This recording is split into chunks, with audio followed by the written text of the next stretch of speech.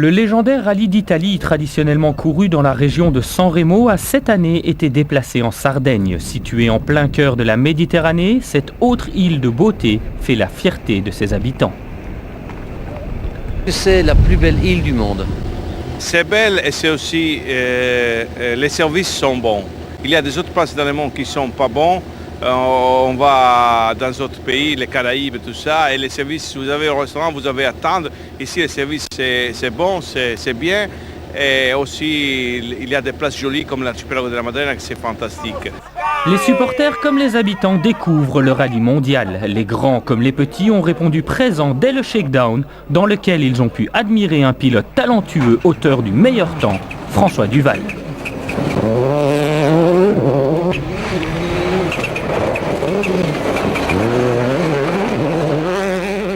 Après cette présentation rapide de la Sardaigne, place maintenant à la cérémonie de départ. Nous sommes sur le petit port de Porto Cervo, au nord de la Sardaigne. Toute la jet set italienne a l'habitude d'être ici. Elle est là encore ce soir. Et puis il y a tous les pilotes. On ne les doute pas quand même, ce sont les principaux acteurs du spectacle. Et parmi tous ces pilotes, il y a François Duval qui se pose beaucoup de questions sur son avenir. Confidence de François. Transfert, avenir, futur. Demandez ça aux autres, demandez ça à Marco Martin. Lui, ça vient d'être officiel qu'il a signé pour Peugeot. Donc, Ford, c'est bien définitivement fini. Donc, moi, je dois voir ailleurs. Et pour l'instant, c'est le silence complet dans tous les teams. Avec le nouveau règlement de rouler avec une Super 2000 en 2006, ça change un peu toutes les opinions des teams. Expliquez-nous ça. Martin a signé chez Peugeot. Ford, c'est définitivement fini, certains ? Oui, le Super 2000 qu'ils veulent faire en 2006, c'est une 4x4 atmosphérique 2 litres avec des ponts non pilotés, plus de stratégie de départ, donc il n'y a plus de turbo puisque c'est une atmosphérique. Et là, sur l'asphalte, ça allait moins bien qu'une Super 600, les groupes vont devant nous, donc je pense que ce n'est pas la solution de faire ça. Qu'est-ce que ça change pour vous ? Qu'est-ce que ça change ? Que pour les teams, ils ne peuvent pas signer un troisième pilote sur quelques courses si en promettant un championnat complet en WRC, si l'année prochaine on roule avec moins que des groupes A. Donc ils ne savent pas quoi et ils ne savent pas si on va faire moins de rallye, garder les mêmes voitures avec 3 pilotes. Donc c'est un peu dans l'attente du nouveau règlement. Pour François Duval, voici donc un autre rallye capital en piste pour 80 km de cassis poussiéreux. Qui dit changement de région dit changement de surface. Un véritable bouleversement puisque le grand classique italien habituellement disputé sur asphalte devient un rallye de terre ultra piégeux. Premier à en faire les frais dès la première spéciale, Tony Gardemeister. Les suspensions de sa Skoda sont victimes du terrain truffé de pièges. Peter Solberg, lui, est en grande forme en cette fin de saison. Toujours à la limite, le Norvégien entend inquiéter Sébastien Loeb jusqu'au bout. Il signe les 2 premiers temps scratch et distance le Français de 35 secondes, chaud devant.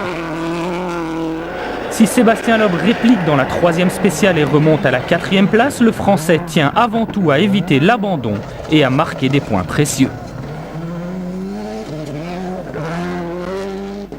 Victime d'une touchette dans ce tronçon, Rovanperä perd 20 secondes et 4 places. C'est no comment pour le Finlandais. Je ne peux rien dire. Non, ne filmez pas s'il vous plaît. François Duval et sa Ford ont souffert tout au long de la matinée. Rarement François n'a paru aussi exténué par la chaleur. D'autre part, un choix de pneus trop tendre rend la Ford très difficile à maîtriser.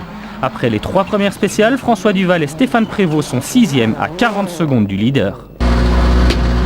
Encore parce qu'on n'a pas les pneus, j'ai pas cuté les pneus et on va essayer de les garder parce qu'on doit faire 80 km avec, mais à mon avis on est crevé à l'avant. Tu as levé dans celle-ci par rapport ? Non, j'ai attaqué mais ça bouge trop les 10 derniers kilomètres. Et on avait des ratés moteurs, j'ai changé mes bobines avant de démarrer. Mikko Hirvonen a eu moins de chance. Poursuivi par la poisse depuis le début du rallye, le Finlandais n'est pas reparti du parc d'assistance après la spéciale 3. En cause, une boîte de vitesse défaillante. Timide jusque-là, les Peugeot pointent le bout du nez en début d'après-midi. Gronholm devance Rovanperä pour le premier doublé de la course. Gronholm est 2e à 23 secondes. Rovanperä dépasse Duval et s'installe à la 6e place.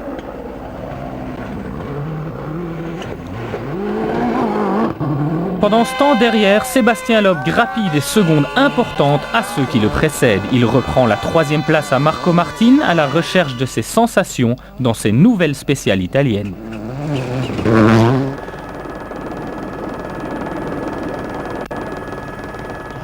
Dans la spéciale 5, Gronholm récidive et signe son 2e temps scratch consécutif. Petit à petit, le Finlandais tente de revenir sur Peter Solberg, mais le Norvégien allume la piste une nouvelle fois dans le dernier tronçon chronométré du jour, histoire d'assommer la concurrence. Sébastien Loeb, toujours prudent, est parvenu à remonter à la 3e place à 4 secondes de Gronholm. Le Français aussi a souffert de la chaleur. Et ciel sur droite 130 pour mi-cours. Et attention, droite 142 ferme 100 plus long. Je sais pas combien il fait de température dans la voiture, mais c'est plus lent qu'à Chypre, ça ventile rien du tout. Il fait une chaleur à crever. Après un début de course très moyen, Carlos Sainz a su refaire son retard pour se hisser à la 4e place provisoire, juste devant Marco Martin, 8 secondes entre les deux pilotes. À l'image de son début de journée, François Duval a continué sur sa lancée. Avec ses gommes trottantes, le Belge a géré sa course sans jamais véritablement attaquer. 7e à l'issue de la dernière étape, François espère mieux faire samedi et dimanche. Pour gauche 70, ouvre. Finalement, aujourd'hui, vous n'avez pas vraiment attaqué.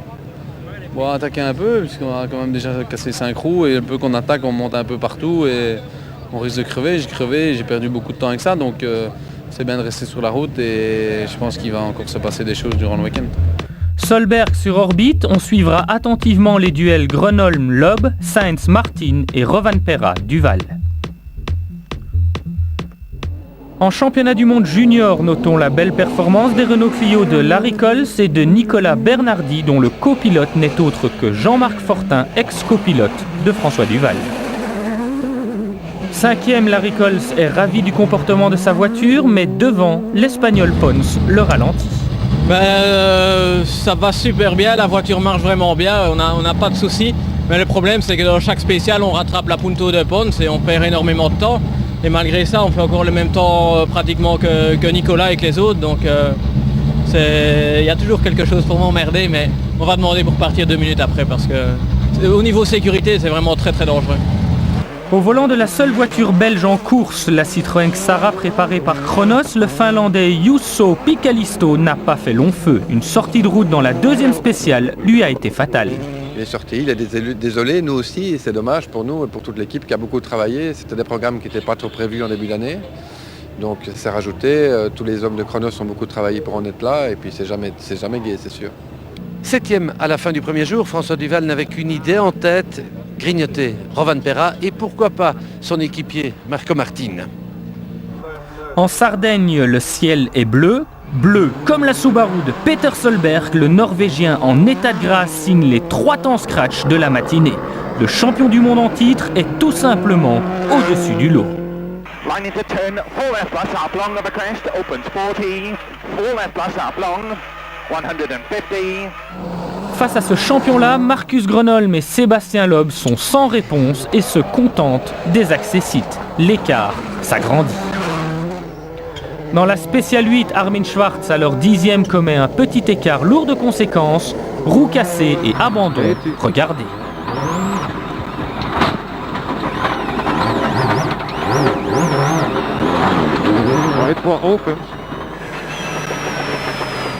Depuis le début de la saison, les Peugeot réalisent des débuts de course encourageants, mais à chaque fois la poisse est venue contrarier les ambitions de l'écurie. Et en Sardaigne, la série noire a continué. Ralenti dans la spéciale 8 par des problèmes électroniques, Rovanperä ne repartira plus, malgré l'oreille attentive de son compatriote.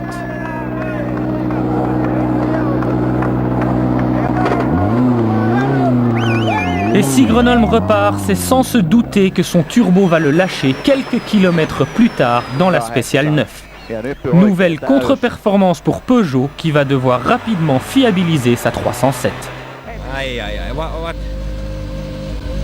Que peut-on encore faire? Ce n'est vraiment plus amusant. Troisième victime de la spéciale 9, François Duval. Parti à la faute, le Belge est sorti de la route, a cassé sa suspension arrière. Il concède 6 minutes mais conserve néanmoins la 6e place provisoire. On a tapé un talus avec un peu de roche et on a bien sûr plié le train arrière, enfin il est même cassé. Donc on a perdu pas mal de temps avec ça, mais c'est plus dur, Romain Perrin est arrêté aussi. Toutes ces déboires font les affaires du jeune Italien Navarra. À la grande joie des spectateurs, Navarra termine la 2e étape à une inespérée 5e place, 51 secondes devant François Duval. Toujours 4e, Marco Martin vise le podium. Pointé à 3 petites secondes de Carlos Sainz, l'Estonien fond sur l'Espagnol. Fidèle à ses habitudes, El Matador joue placé en faisant de la résistance. Désormais 2e, Sébastien Loeb a bien tenté de revenir sur Solberg, mais le Norvégien est inaccessible. L'écart avec Solberg est trop important, il faiblit pas, même si des fois on est un peu mieux, c'est pas de beaucoup, donc à la régulière on va pas le chercher, donc je vais continuer à mon rythme. Enfin, que dire de plus sur la performance de Peter Solberg, encore auteur de 3 temps scratch dans l'après-midi. Intouchable, imbattable, inarrêtable, le Norvégien compte 1 minute 10 d'avance sur Sébastien Loeb. Peter, vous êtes en route pour la gagne. Non. Je viens encore de toucher une pierre dans le dernier virage et failli sortir de la trajectoire. Je le suis pour l'instant. Pour Solberg et Loeb, les 2 premières places semblent acquises. Le duel Sainz-Martin va être chaud. François Duval peut quant à lui viser la 5e place.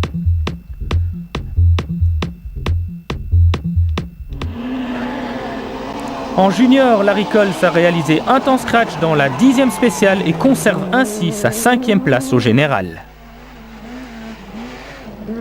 On n'a pas le moindre souci pour l'instant. Je ne sais pas ce que le temps va donner, mais c'est nickel quand la voiture va bien. Enfin, Bernardi et Fortin perdent une place et sont désormais 4e. On s'en est encore rendu compte sur cette jolie île de Sardaigne. L'Axara sera championne du monde. Ça n'empêche pas Citroën de préparer déjà l'avenir et la nouvelle C4.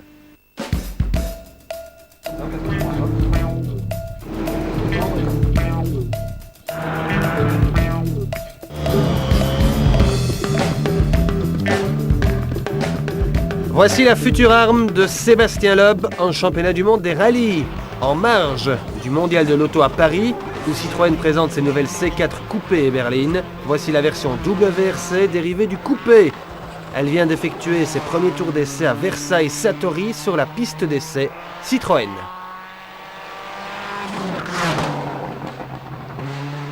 Citroën est en tête du championnat du monde pilote et constructeur 2004 avec la Xara. Pas question donc de propulser la nouvelle C4 dans le grand bain mondial dès janvier au Monte-Carlo.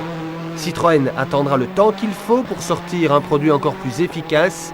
On parle de la fin du championnat 2005, mais d'ici là, cette C4 sera peut-être devenue obsolète, car il est question d'une nouvelle réglementation pour 2006, le Super 2000, c'est-à-dire des WRC sans turbo avec beaucoup moins d'électronique. Rien à voir donc avec cette C4 WRC.